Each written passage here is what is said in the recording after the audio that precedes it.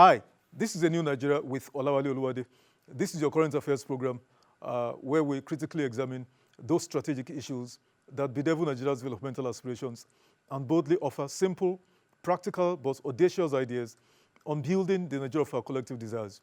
On today's episode of the program, I shall be lending my voice to the raging controversy from the fallout of the book launch at the Transcorp Hilton last week, the book launch of General IBRAHIM Babangida, Nigeria's former head of state. Of course, quite a lot of controversies has ensued, from the fallout from that epochal event. And I feel my, contributions, are deserving of public attention. So I'll take this short break, and when I return, I'll get right into the presentation. Stay with me, please.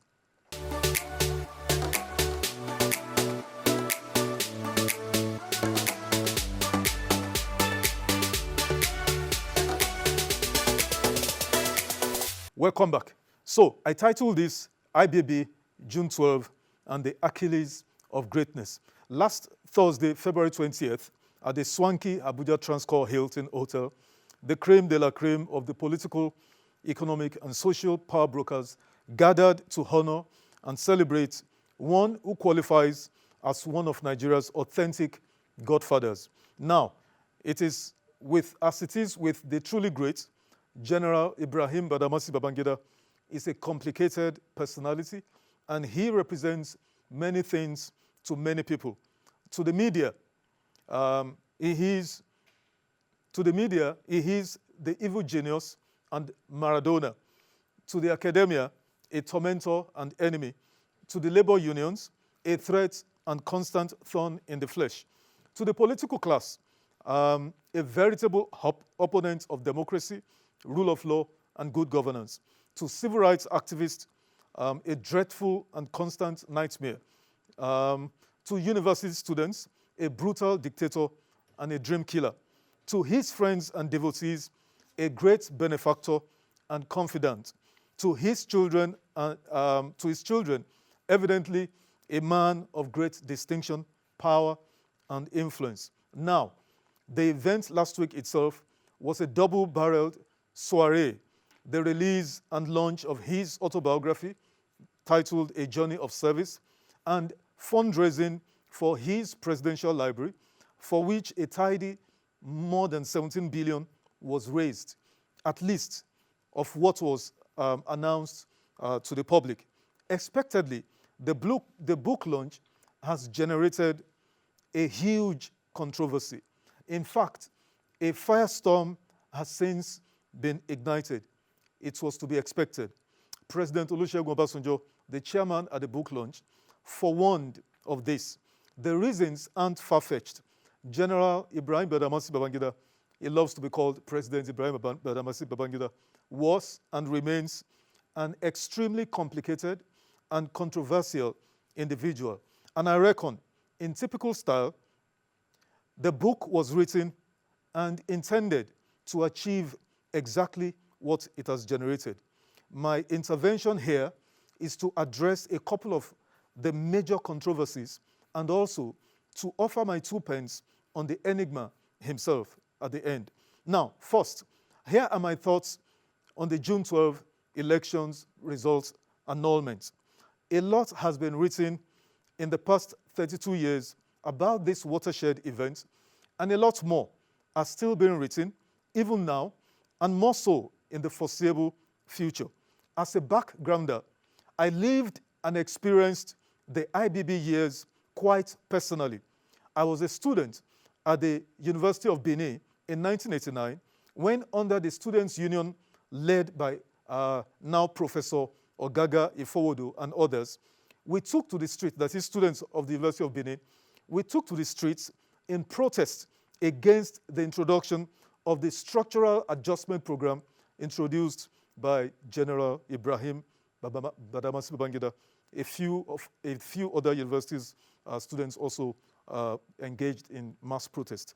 Of course, as young, naive, and idealistic boys and a few girls, we thought we were having a revolution until soldiers were ordered to crush our protest with efficient brutality. I still recollect vividly how we all dashed in and out of houses in the streets and alleys of Benin City, trying to escape chasing soldiers and their bullets, flying bullets. Now, when the dust settled, I finally snuck into Lagos that day in the dead of night, and I didn't leave my bedroom for days thereafter. I couldn't even tell anyone what my eyes saw in Benin. Then, after Abacha pushed out the Shonekon-led interim national government, as thousands of youth, again, took to the streets of Lagos to protest and demand for the installation of Chief MKO Abiola, the presumed or the winner of that election, Abacha, General Sani Abacha, ordered soldiers to the streets of Yaba, Iwaya, Onike, Abat Macaulay Way, Ikorodu Road, etc. And these soldiers killed hundreds of youths who were protesting, demanding for the revalidation of the June 12 elections and the inauguration of Chief Moshood Abiola, who won the election. So, from these two instances, I am speaking here of an era I am thoroughly familiar with. My radical spirit was birthed in that season. And may I please advise millennials and Gen Zs, please sit this one out. Some of you are commenting on social medias on what you have absolutely, nothing about. This is serious stuff we're talking about here.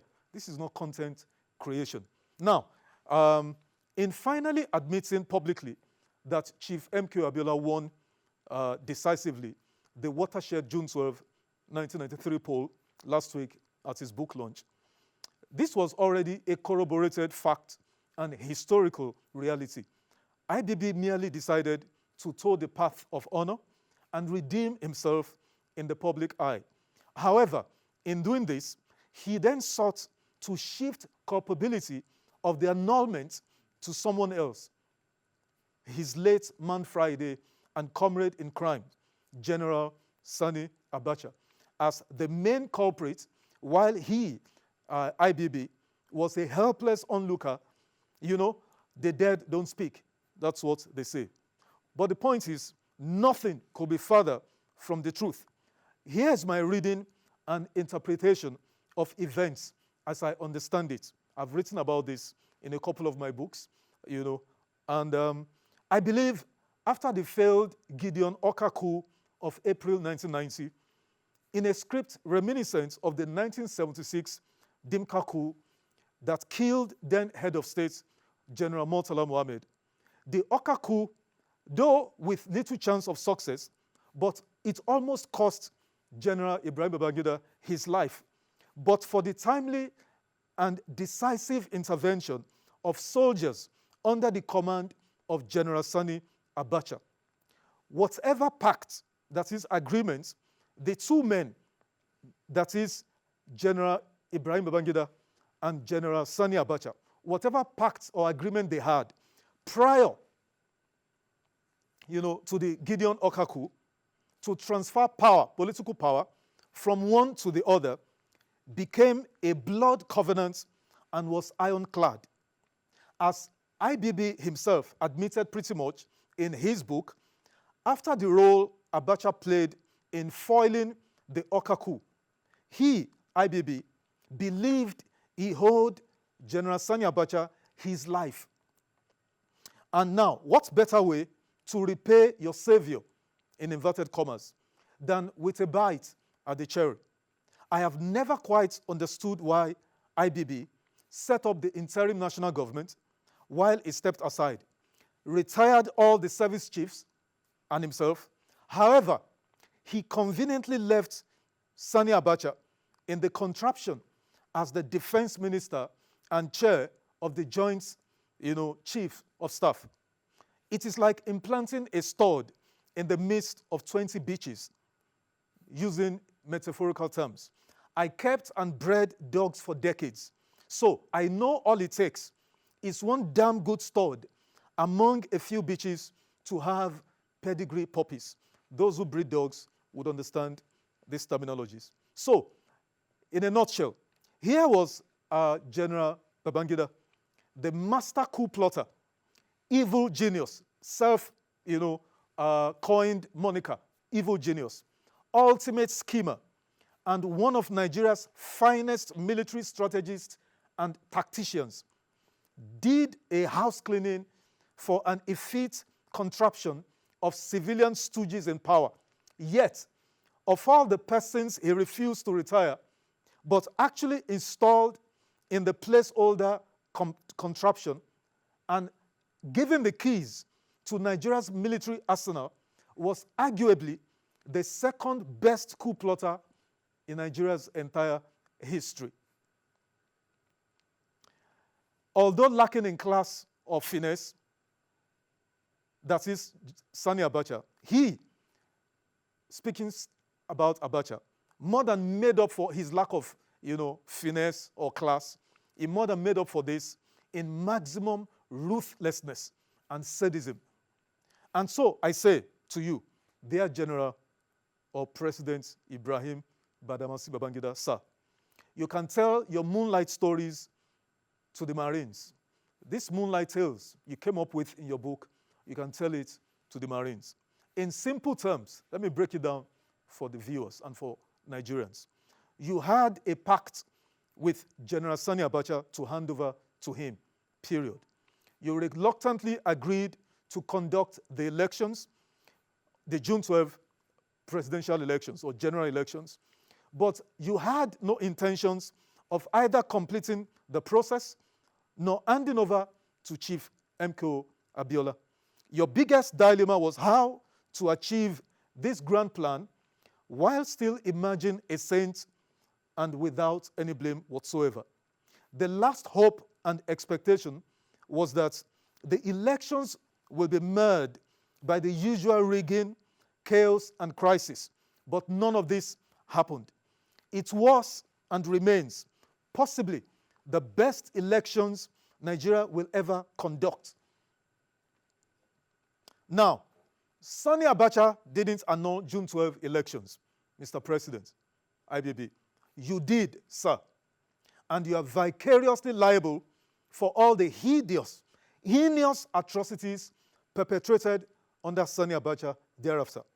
And I fear, until we honor, Chief Moshood Kashimawo Olawale Abiola adequately and bury the ghost of June 12 appropriately, credible elections may continue to elude Nigeria. That's my take, and that's the first issue I am dealing with as a fallout from that book launch. The second controversy I shall lay bare is the attempt by President IBB to rewrite history.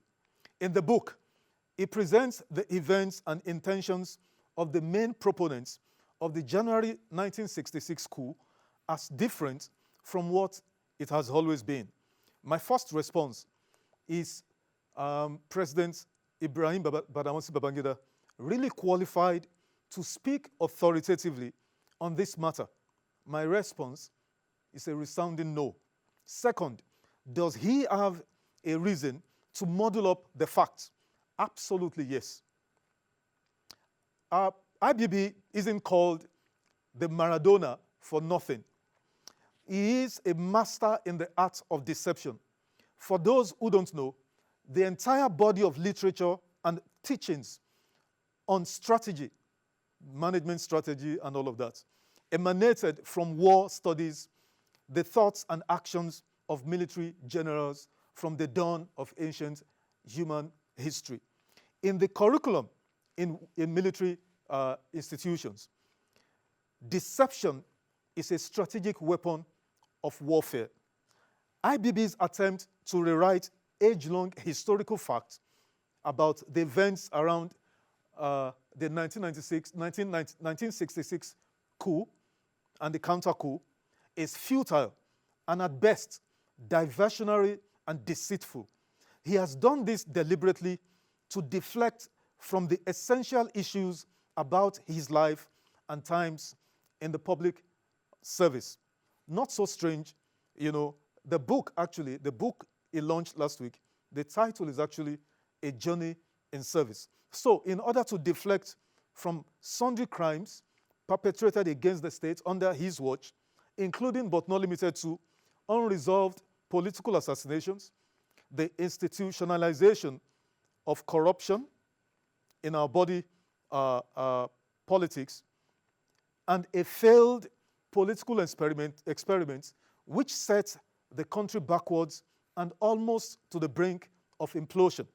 Now, IBB was not a principal actor in the events before, during, and after the 1966 coup. He was far too junior an officer. I recall he just returned from India Military School as a fresh-faced second lieutenant in 1964.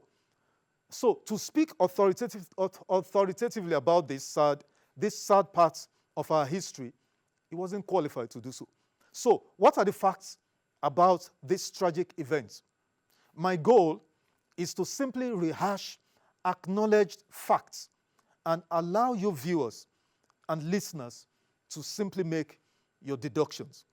What are the facts? Number one, the 1966 January coup was led by a certain Major Chukwuma Kaduna Nzogu.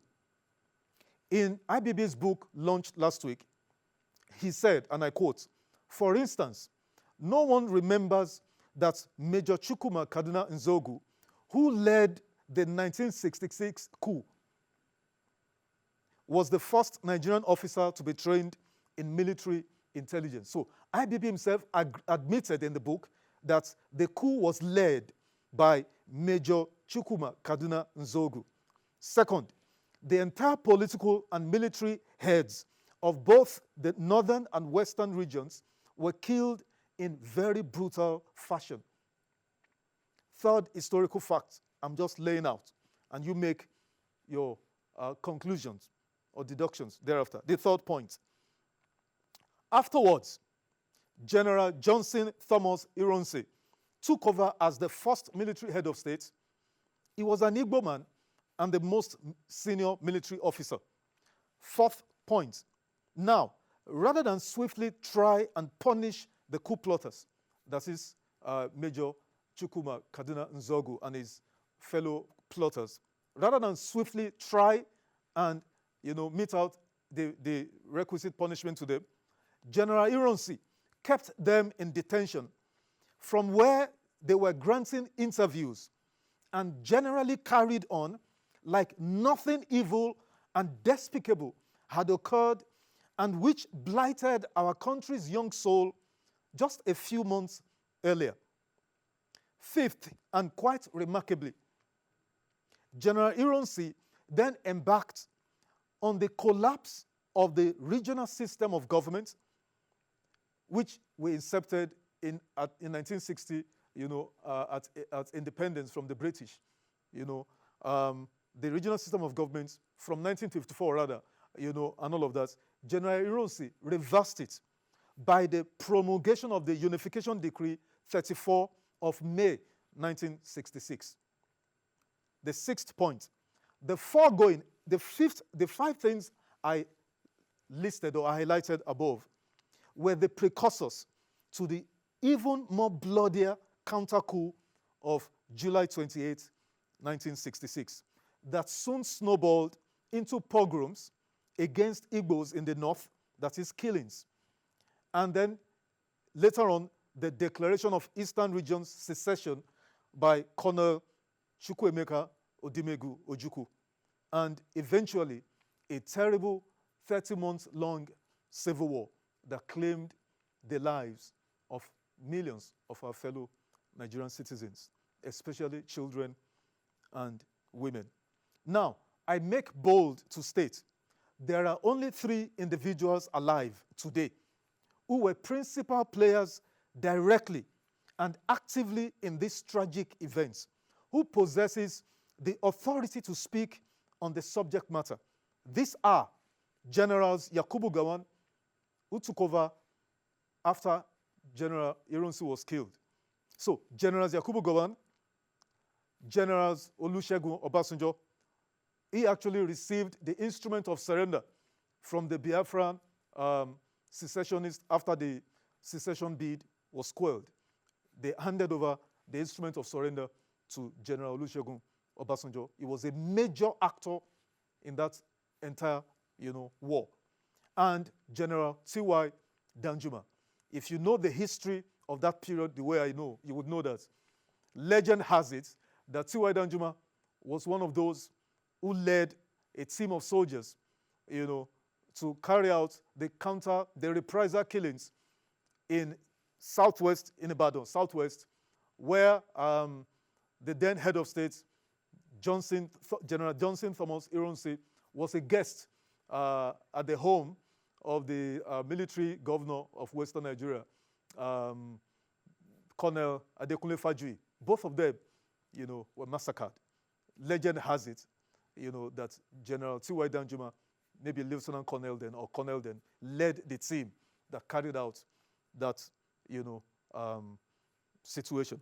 Now, others that know very well about this, key actors about this entire saga, such as Biafra leader, then Colonel Emeka Ojukwu, are late. However, I note that none of these principal actors, that is Generals Yakubu Gowon, Olusegun Obasanjo, T.Y. Danjuma, even Chukwuemeka Odumegwu Ojukwu, while they were alive, none of them ever sought to rehash history like IBB vaguely tried to do in his new book. Not even Emeka Ojukwu. And we need not seek far to understand why President Ibrahim Babangida did what he did by subtlety, deflection, and diverting attention from his leadership failings. In my thinking and conclusion, from everything I've reeled out, the only reason why, he's trying to, deflect and deceive Nigerians, that the first coup of 1966 was not an Igbo coup, was simply to divert attention away from his failings as a leader, period. I therefore use this medium to appeal to Generals Yakubu Gowon and T.Y. Danjuma. You owe Nigerians past and present and future your memoirs and accounts of this and other events from 1966 through the Civil War and its aftermath. As for President Olusegun Obasanjo, sir, make a definitive statement on this for the records. The three of you, if you fail in this sacred assignment, generations of Nigerians yet unborn will not forgive you. As I conclude this intervention this evening, I did a video recently on TikTok where I said there are no 100% good or bad persons. Even bad people have good qualities. There are a few good qualities I greatly admire in President Ibrahim Badamasi Babangida, and I will list them as follows. Number one, his intellect. Of all those who have presided over Nigeria, IBB's intellect is unrivaled. Second, his family. He married only one wife. More importantly, has raised the most well-behaved children of any public servant in Nigeria at that level. I cannot recall any scandal from these children, and no matter how you abuse their father, these children just face their lives. Sometimes you are tempted to actually think the man doesn't have children. Because we have in Nigeria today former governors, public servants. If you speak about or criticize their fathers who are maybe ministers or presidents or governors, they come at you viciously. They take it upon themselves to defend their parents. IBB's children, I have nothing on record of them ever doing this. I have not seen children of public servants at that level of former presidents who are so thoroughly well-behaved as President Babangida's children. And I respect him immensely for that. Now, third thing I admire about this man, IBB assembled perhaps the best cabinet team in all of our history to date. As he himself reeled out some of the names of his cabinet team last week, I couldn't help but marvel at the conglomeration of stars that comprised his cabinet. It says a lot about his self-assuredness to surround himself with those eminent individuals. And it seems to me, more than mere coincidence, that he read out the names of some of these directly beside the sitting president, Bola Ahmed Tinubu, as if to say to President Tinubu, Oloye, this is how you assemble a team. As he read out the names of some of his team members, it just seems to me, I had an uncanny feeling that IBB, the Maradona himself, was saying to President Tinubu, who sat on his right, that, Oloye, this is how you assemble a winning team. That thought can't leave my mind. Fourth thing I admire about him, some characters, I call them clowns, claim President Babangida is a coward. I laugh in pidgin. People speak out of sheer ignorance and buffoonery. I could list some, lots of instances to controvert this nonsense, but I'll mention just two. The Dimka coup, I mentioned earlier, that happened in 1976, that led to the killing of then head of state Murtala Muhammad. When Dimka and his men, after they killed Murtala Muhammad, they were hauled up at the Net building in Lagos, somewhere along Marina in Lagos. Now, who did the Chief of Army Staff, General T.Y. Danjuma, summon and ordered to go there and flush Dimka and his fellow coup plotters out of the place? Yes, President, then Colonel Babangida. Why? Because T.Y. Danjuma knew IBB's capacity. And from IBB's and other witnesses' accounts, IBB, went there and disarmed, Dimka, Colonel Dimka, who could have shot him dead. Dimka was drunk. And when he saw IBB come with, armored vehicles and soldiers, a gunfight could have ensued. In fact, he told IBB that, I could shoot you. IBB risked his life in that endeavor. That's the person you guys call a coward. Second, have you ever seen men, high and mighty men, tremble and revere a coward, as we all witnessed last week? Have you ever seen the high and mighty of any society tremble and revere one individual who has left power 32 years ago? IBB is not a coward. Don't get it twisted. Fifth reason why I admire IBB greatly. IBB's economic achievements was immense, and some endures even till today. Number one, he built the 11.8 kilometers third mainland bridge in Lagos in 5 short years. And that bridge, until 1996, was the longest bridge in the entirety of Africa, only surpassed after the October 6th bridge was built in Cairo in 1996. Second, IBB, I'm talking about his economic achievements. He planned and incorporated the Nigerian Liquefied Natural Gas Company in 1989.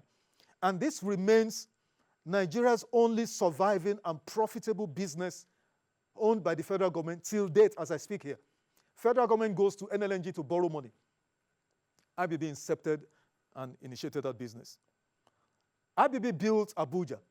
After the Oka coup in 1990, he moved to Abuja and built Abuja, laid the master plan, and built some of the infrastructure, especially in Amak, Abuja Metropolis.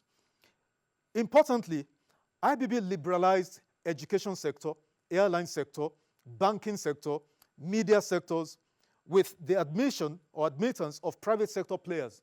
Banks such as GT Bank, Zenith Bank, Access, FCMB, and so many others were all the consequences of his liberalization policy.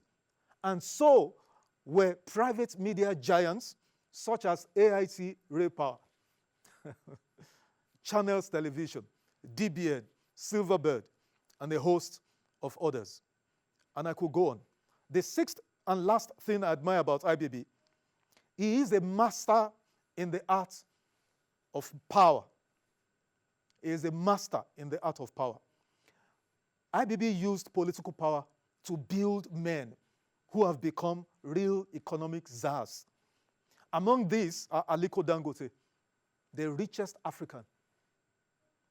That's why Aliko donated 8 billion at his book launch or at his presidential library fundraising last week. Abdul Samad Rabiu, another multi-billionaire in dollars, who donated 5 billion last week. And there was one who was conspicuously absent at the event last week. I speak about Otuba Mike Adenuga, the owner of Glo Telecoms. He will tell you that he's a product of the legendary kindness and benevolence of General Babangida.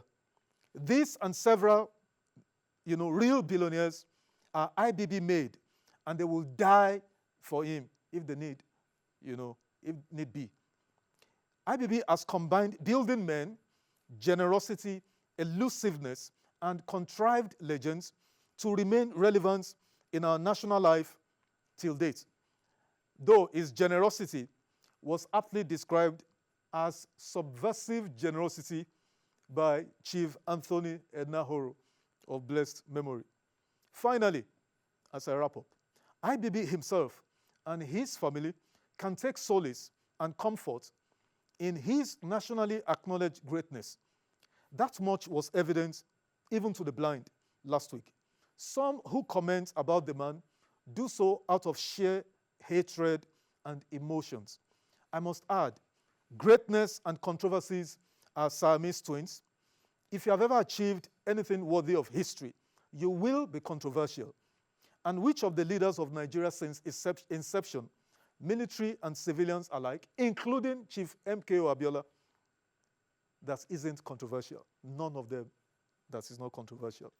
And as I witnessed the event last week, I couldn't help but reflect on the doctrine of the grace of God.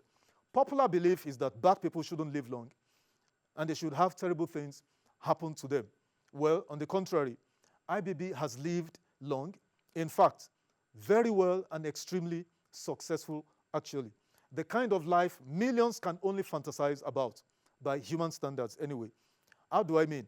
Here is a man who left power 32 years ago, yet he called, and everyone who is anything in Nigeria scrambled to answer, with many hanging around the grounds of the Transcorp Hilton who couldn't gain access.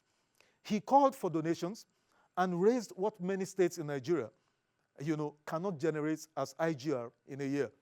And since then, this peculiar evil genius has once again become the dominant issue in public discourse across the entire country. What manner of grace is this? Then I began to meditate afresh on the words of God that says, I will have mercy on whom I would have mercy, and I will have compassion on whom I would have compassion. I pray, may the grace of God speak resoundingly in my life and in yours too. Amen. Thank you for listening. Now, that's the end of the program today. Follow me on my social media handles, my TikTok, X, and YouTube. You can watch the full length of this particular presentation on my YouTube. Subscribe to my YouTube so that you can also receive regular updates. I believe in a new Nigeria if we all do what we have to do. Once again, thank you for spending your time with me. I'll see you next time. My name remains Olawale Oluwade. Bye for now.